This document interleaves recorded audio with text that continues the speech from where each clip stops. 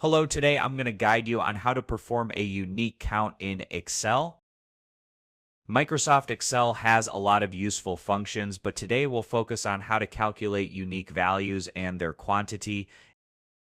Let's go through the steps. Open your spreadsheet. Let's suppose that we have a set of values entered in cells A1 through A6. To find all unique values, use this formula =unique A1, A6.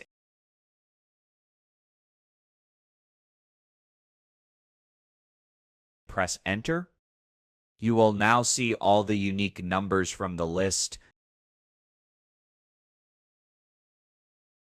To count the total number of unique values, use this formula, counta unique A1, A6, and press enter.